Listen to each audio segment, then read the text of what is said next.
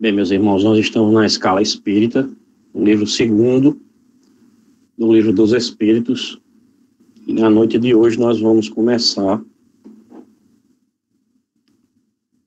a caminhar.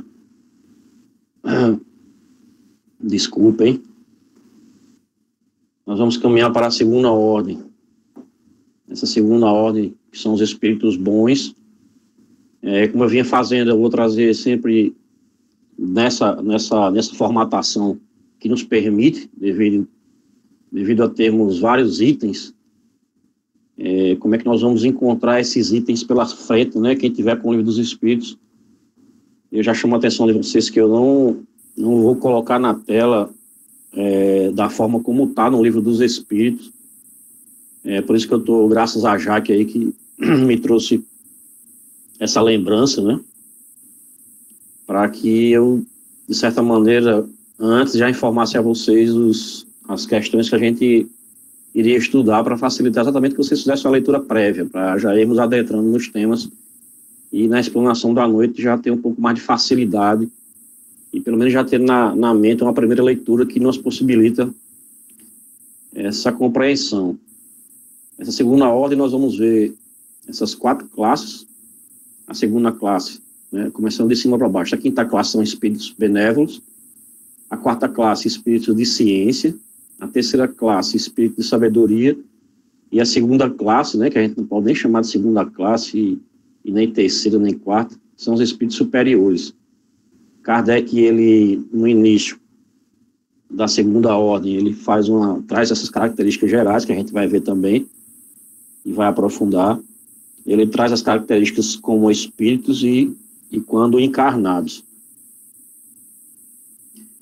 Primeiro eu trouxe esse esboço aí para a gente ver mais ou menos como é que Kardec aborda as características gerais, como um todo. O que é que a gente entende por essa classificação e essa segunda ordem dos espíritos bons, o que é que significa. Bem, aí nós já vimos que tem uma mudança muito grande com relação à anterior, né? A predominância do espírito sobre a matéria. Lá era o contrário, né? Lá ainda predominava a matéria ainda sobre as questões espirituais. Aqui, nos espíritos bons, nas características gerais desse grupo que está aqui classificado, eles compreendem Deus e o infinito. Os outros tinham uma certa... sentiam Deus, mas não sabiam explicá-lo. Gozam já da felicidade dos bons, né? São felizes pelo bem que fazem e pelo mal que impedem. Isso que é importante. Fazem o bem e ainda impedem o mal. Os mais adiantados alinham o saber às qualidades morais. Então aí já começa a ter esse casamento da parte moral com a parte intelectual. Não estão completamente desmaterializados. Conservam traços da existência corpórea, porque conforme sua categoria, ainda trazem algumas de suas manias. Quando ele fala que não estão totalmente desmaterializados, é porque à medida que os espíritos vão ficando puros, de acordo com a sua elevação, eles vão perdendo a forma humana, vamos dizer assim. O perispírito vai se confundindo com a energia desses seres, porque todos nós somos energias, eles vão se fundindo de uma certa maneira. Por isso que eu pedi para vocês fazerem a leitura daquele capítulo do Livro Obreiros da Vida Eterna, né, o capítulo 3, se não me engano. Foi 3. Vou ver aqui qual foi o capítulo. Foi o capítulo 3, exatamente. É o Sublime Visitante, Asclépio. Para que vocês tivessem uma noção do que é um espírito dessa categoria. Vamos adiantar. Aí nós vamos para a questão 107, né, quando Kardec traz essas características gerais. E nós fizemos essa condensação para ficar um pouco mais compreensível, né? Como espíritos, né? Sugerem bons pensamentos, desviam os homens do caminho do mal, protegem na vida os que se tornam dignos dessa proteção e neutralizam a influência dos espíritos imperfeitos sobre aqueles que não se comprazem em sofrê-la. Quando encarnados, são bons e benevolentes com os seus semelhantes. Não são movidos pelo orgulho, nem pelo egoísmo e nem pela ambição. Não experimentam o ódio, o rancor, a inveja, o ciúme e fazem o bem pelo bem, de forma desinteressada. Aí nós já estamos vendo outro nível né, outro nível de evolução, né, evolução que todos nós estamos almejando e estamos trabalhando e iniciando de forma humilde ainda. Eles são conhecidos nas crenças vulgares como os gênios protetores e espíritos do bem. Em épocas de superstição e de ignorância, foram considerados como divindades benfazejas. Tudo isso aqui está nessa questão 107 que Kardec traz, né, que nós fomos condensando. E aí nós vamos para a questão 108, né, quinta classe, espíritos benévolos. Esses espíritos têm a característica de protegerem os homens. A sua qualidade dominante é a bondade. Seus conhecimentos são limitados. Nem tanto, assim, são desenvolvidos, né? Eles têm essa, vamos dizer assim, essa parte moral deles. Eles, de certa maneira, suprimem com relação à parte intelectual. Desculpa, fiz uma pequena troca. Eles almejam e ele tem a parte moral elevada e nem tanto a intelectual. Agora, por eles não fazerem assim, sentem prazer, né, em prestar serviço aos homens. E como Miramês nos traz a reflexão, quando ele reflete conosco, quando fala que tudo tem uma razão de ser e nada acontece sem a permissão de Deus, nos pede para analisarmos um momento, a sublimidade da ciência e do amor, mas respeitando aqueles que ainda não os compreendem. E finaliza: vamos em tudo dar graças, porque o progresso não dá saltos. Só um momento que ele está só dando uma travada aqui, está me atrapalhando. Então, só para a gente se alimentar melhor, essa classe de espíritos bons, elas protegem os homens, a qualidade dominante é a bondade. Seus conhecimentos são limitados, a parte moral deles é bem mais avançada do que a intelectual, e eles sentem prazer em prestar serviço aos homens. Eles sentem prazer e se comprazem em estar sempre trazendo e sendo útil. Sempre que eles são úteis ao homem, eles se sentem satisfeitos e felizes por praticarem o bem, de forma desinteressada.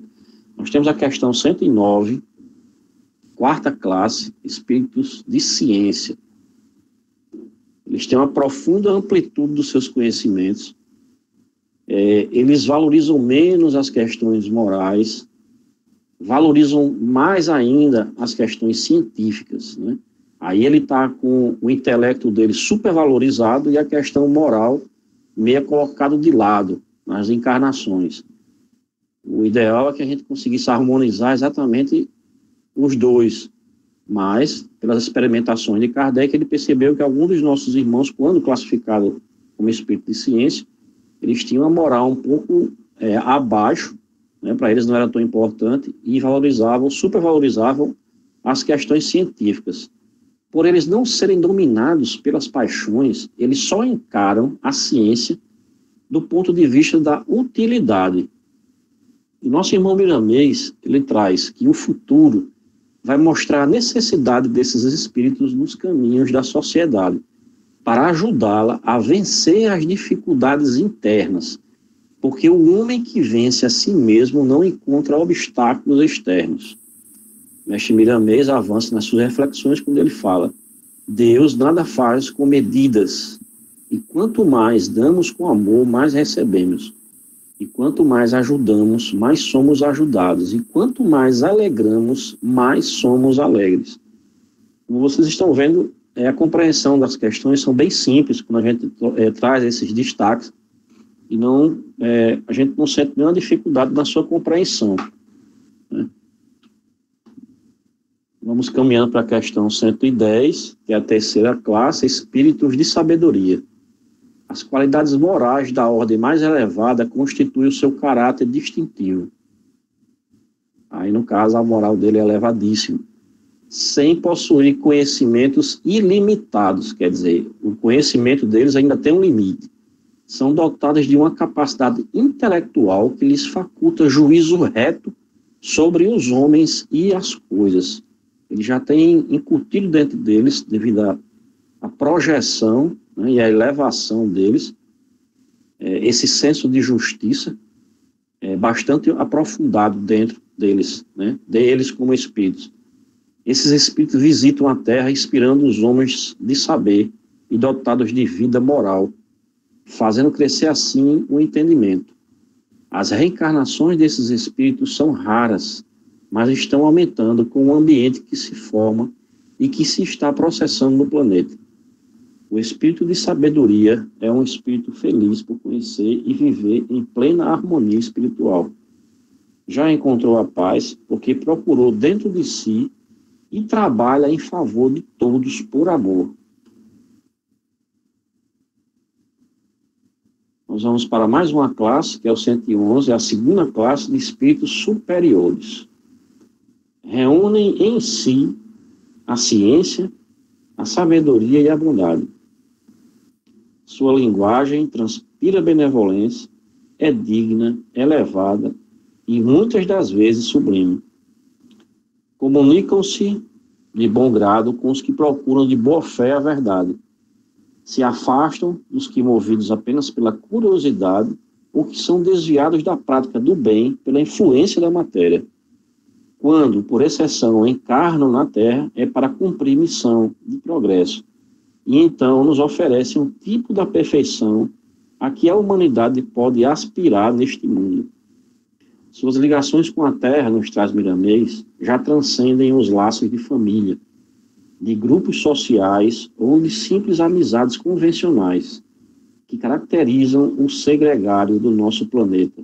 Ligações estas já desnecessárias aos espíritos que vivem num clima de universalidade, em plena e constante cooperação com a obra do Criador, identificando todas as criaturas como irmãos, amando-as como faz o sol com seus raios, quando os despeja sobre a terra. Aí nós estamos já na segunda classe.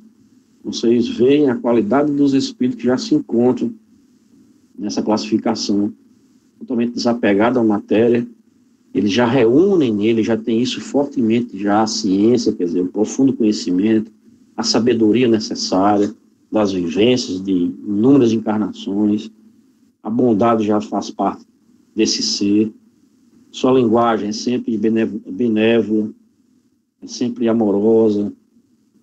Eles já se desligaram dos laços de família que ligam tanto a Terra com os grupos no mundo espiritual, porque para eles agora eles fazem parte dessa família universal, porque ele ama a todos indistintamente. Então todos são profundamente seus irmãos. Ele se sente inserido no Pai, e o Pai faz parte dessa classe de espíritos. Não que as outras não fizessem, mas essa classe de espíritos, tem a sua compreensão mais aprofundada. Eles entendem o Pai, eles entendem o que é e o que ele necessita para propagar a sua obra e serem profundos colaboradores. Nós vamos agora para a primeira ordem, espíritos puros. A aula de hoje foi bem tranquila, porque, como eu disse a vocês, a classificação não tinha muito o que se debater, não tinha outras questões. E essa primeira ordem tem a única classe, que são os espíritos puros, né? E é única. Características gerais que Kardec traz sobre essa primeira ordem, espíritos puros. Nenhuma influência da matéria. Nenhuma influência da matéria. Superioridade intelectual e moral absolutas com relação aos espíritos das outras ordens. A pureza que essa ordem de espírito adquiriu lhe confere um campo de assistência muito grande aos seus iguais e lhes dá completa cobertura na sua missão, de maneira que a sua vontade será feita em todos os sentidos da tarefa espiritual. No entanto, é bom que compreendamos que eles, os espíritos puros, não chegaram a esses estados de doações sem merecimentos. As bênçãos do Criador são iguais para todos os seus filhos. Não obstante, a maturidade é que faz aproveitar mais a presença de Deus dentro de nós. Colaboração de Miramês.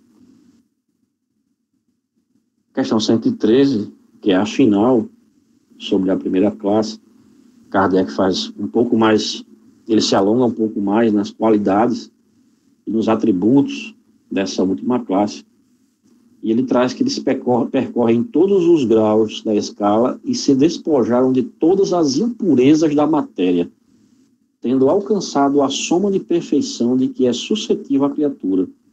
Não tem que sofrer mais provas, nem expiações. Não estão mais sujeitos à reencarnação em corpos perecíveis. Realizam a vida eterna no seio de Deus. Gozam de inalterável felicidade, porque não estão sujeitos nem às necessidades, nem às vicissitudes da vida material. Essa felicidade, porém, não é a de ociosidade monótona vivida em perpétua contemplação. Eles são os mensageiros e os ministros de Deus, cujas ordens executam para a manutenção da harmonia universal. Comandam todos os espíritos que lhes são inferiores. Ajudam-nos a se aperfeiçoarem e designam suas missões. Assistem os homens nas suas aflições, estimulam-os ao bem ou à expiação das faltas que o mantêm distanciados da suprema felicidade. É para eles ocupação agradabilíssima. São designados às vezes pelos nomes de anjos, arcanjos ou serafins.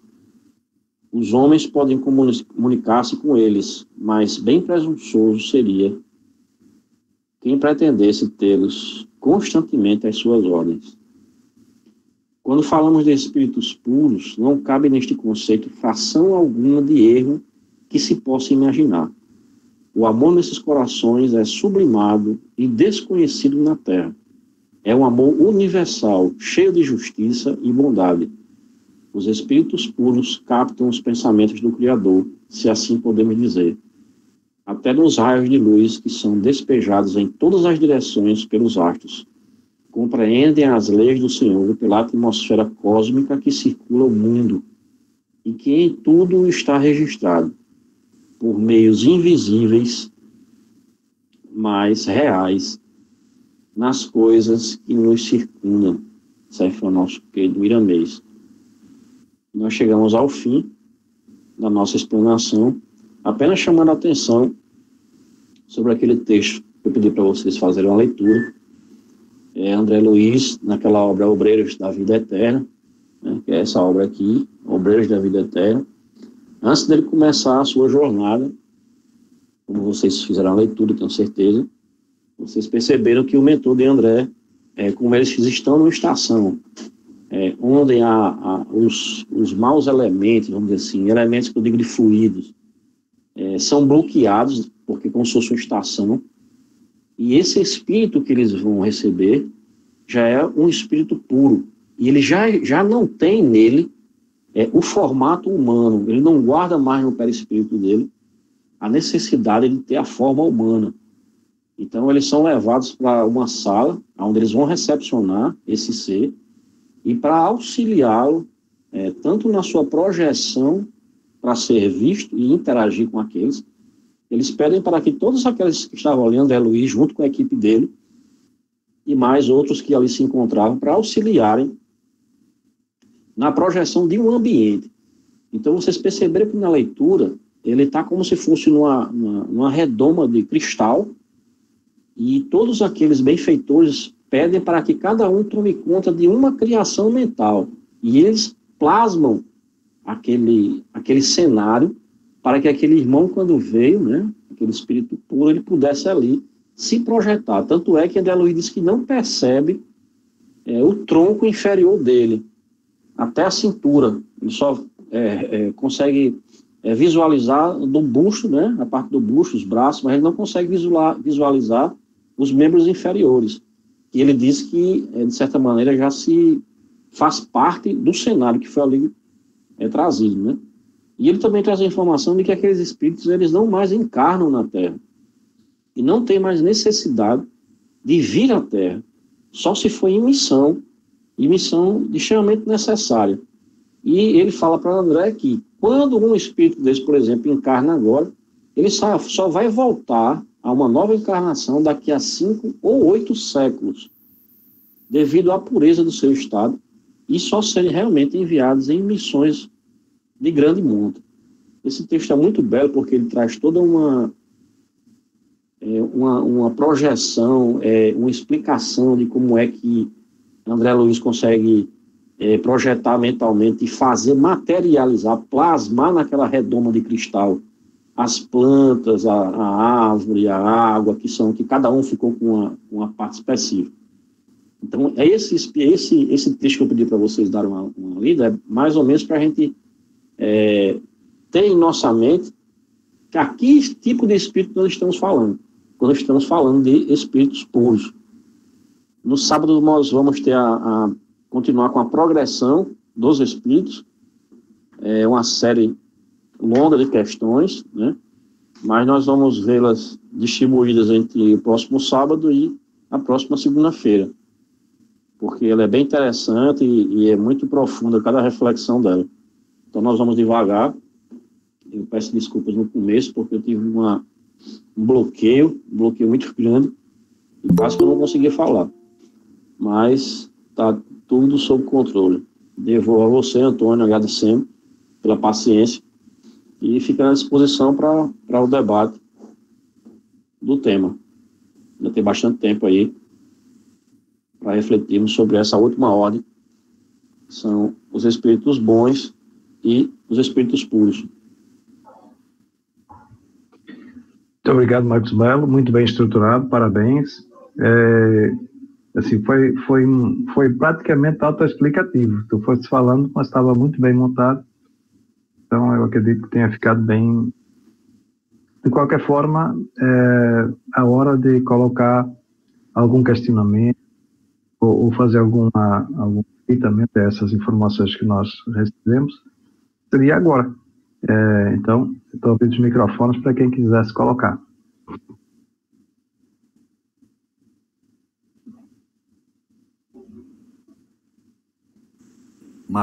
Antônio? Opa, João. Parabéns ao Marquinhos, muito boa a explicação que ele falou, realmente nos motiva bastante quando a gente vê justamente, quer dizer, da terceira classe onde nos encontramos, né?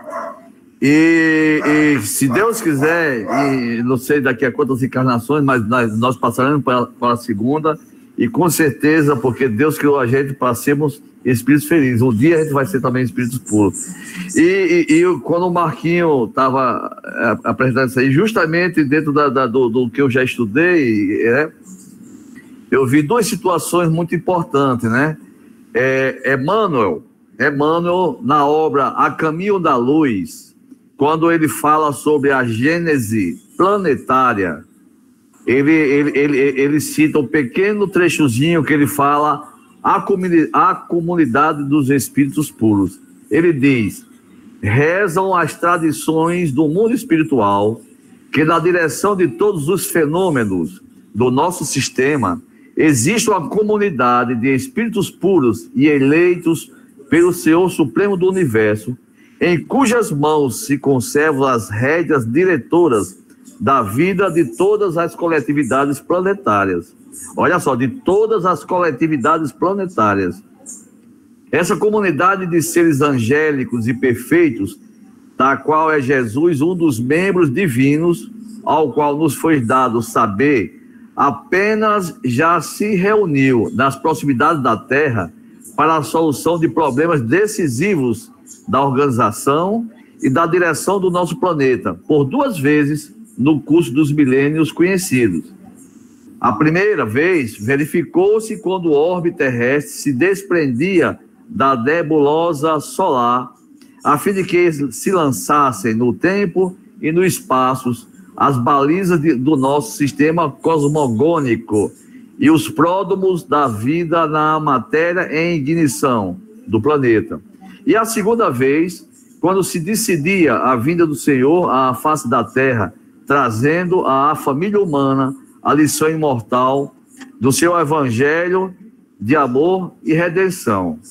Aí, Emmanuel completa na outra obra, né, no Portal da Luz, quando ele se refere aos espíritos benfeitores, ele diz assim: encontrarás espíritos benfeitores que te instruirão no dever a cumprir. Imperioso, porém, compreendas que se eles te oferecem o rumo, a ti pertence a caminhada. A luz que te amplia a visão não te furta o serviço dos pés.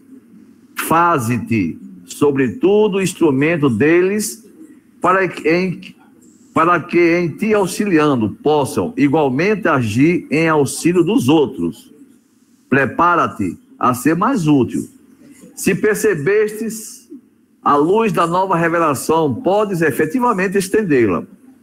Serás apoiado na medida que prestes apoio. Dá e receberás. Aprende, sem delonga, que os emissários do Senhor, quanto mais perto do Senhor, mais compreendem e mais amam. Deixa que a caridade constante e ardente se te irradie do coração. O amor e a felicidade são a herança de todos os filhos de Deus, mas se o remédio é particularmente endereçado ao enfermo, a maior proteção é devida ao mais fraco. Os enviados da previdência concedem-te as bênçãos da providência. No entanto, esperam que saibas distribuí-las. Eles querem abençoar com os teus sentimentos e operar com as tuas mãos. Acolhem-te no regaço a afeição dos pais amorosos que almejam retratar-se nos filhos. Anseiam de tal modo pela edificação do reino de Deus no mundo, sem que se esforçam para que estejas neles, tanto quanto eles em ti. À vista disso, não te digas inútil, melhora a ti e serve. Felicidade é troca, amor é fusão.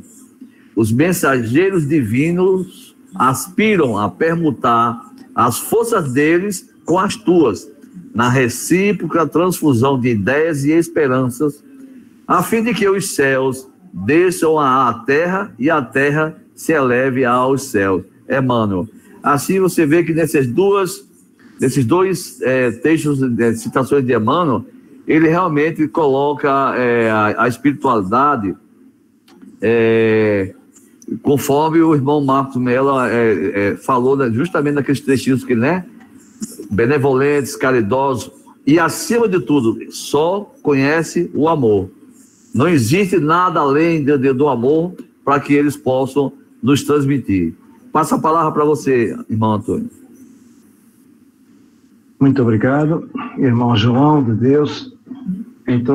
Nos trouxe Emmanuel no primeiro texto, nos exemplificando a vida desses espíritos mais puros, e no segundo texto, fazendo uma simbiose entre os espíritos benfeitores e as nossas práticas, nas quais elas devem ser aderentes às orientações e às conduções. Acho que resumi aqui. Muito obrigado, João. Foi bastante expressivo. Gostaria de deixar o microfone aberto para que outros irmãos possam também fazer suas colocações.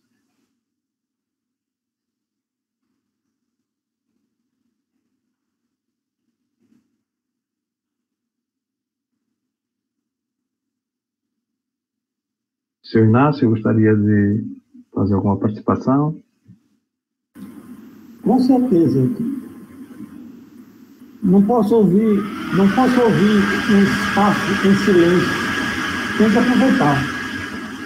E é interessante, como a cada momento que nós vamos estudando essa doutrina, que nós vamos revivendo, avaliando essas lições do Livro dos Espíritos, mais a gente se complica. Porque, veja só, como eu falei, acho que ontem, nós damos muito trabalho. Existe um grupo imenso de espíritos que estão ao nosso redor fazendo todo o esforço por nós. Veja só, na questão 111, espíritos superiores, certo? Ele diz o seguinte, observe, esses espíritos superiores comunicam-se complacentemente com os que procuram de boa fé a verdade. Então, se nós, todos nós que estamos agora aqui, buscando conhecer a verdade, realmente com boa fé, esses espíritos superiores, eles podem comunicar-se conosco. A associação entre o que está dito no Livro dos Espíritos, 1847, com o que foi dito no livro de André Luiz,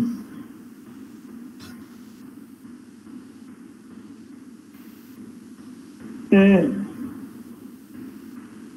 1946, veja só, ele diz que esses espíritos superiores, quando por exceção encarnam na Terra, é para cumprir missão de progresso e então nos oferecem o tipo de perfeição a que a humanidade pode aspirar nesse mundo. E como o Marcos Melo falou, é o final do livro, do item 3, esse é o mensageiro, ele diz assim, o diretor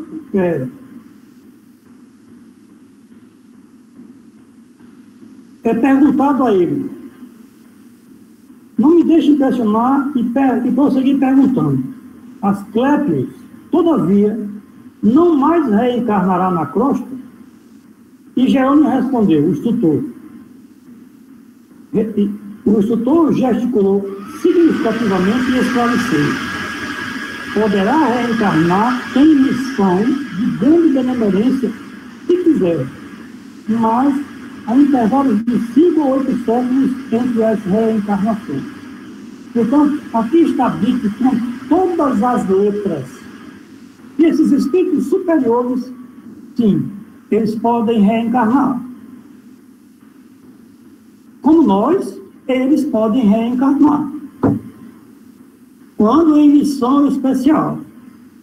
Para a gente perceber o quanto eles velam por nós, o quanto a gente tem realmente que dar atenção a tudo isso, ele diz assim no item 112, espíritos puros.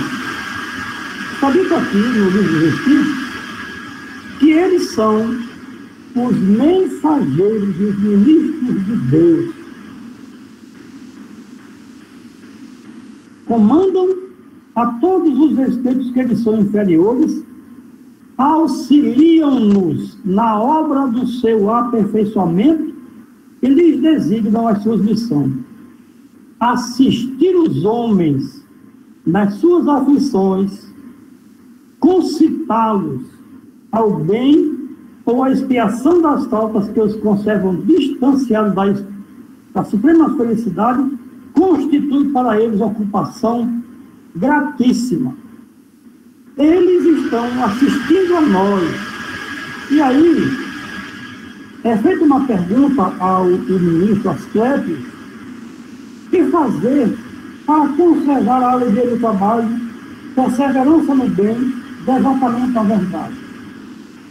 Vejam como é a linguagem dos espíritos superiores. O mensageiro contemplou num sorriso de aprovação e simpatia, identificando-lhe o ato de amor fraternal, e descerrou um novo pergaminho em que se lia o versículo 16 do capítulo 5 da primeira carta de Paulo aos Tessalonicenses. E veja a resposta de Asclépios, abre aspas, regozijai-vos sempre. Ponto final. Em seguida falou o jovial.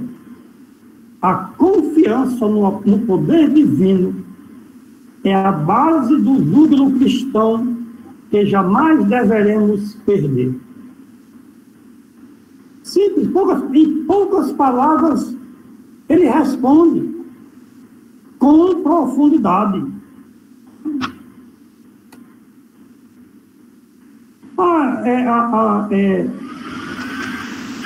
Teve aqui uma outra pergunta, a irmã Luciana. Então, pela primeira vez na crosta, em tarefa de socorro, poderia me fornecer a orientação do que necessito? Ele diz: quanto, porém, a caridade fraternal, não necessitais de que vos escreva, visto que vós mesmos estáis instruídos por Deus, que vos ameis uns aos outros. Ponto final. Quer dizer, está tudo dito. Nós aqui ainda não conseguimos ler e trazer para o nosso consciente. Esse é o ponto. É o que a doutrina está querendo fazer conosco. Fazer com que a gente traga para o nosso consciente, para que todo momento a gente, como diz ele aqui, regozijai-vos sempre. Isso é que falta. Porque a gente reclama, a gente sempre sente falta de alguma coisa, a gente complica a situação. Parece que a gente não entende que tem toda uma turma ao redor tentando nos ajudar e que tudo já está dito. Agora, nós não cuidamos de olhar. Aí, ele diz: não, eu não preciso falar mais nada. Olha, se você diz que vai descer em socorro, você vai aplicar o amor ao seu semelhante. É isso que é orientado. Faz ao teu próximo o que quer que ele te faça. Está tudo dito já.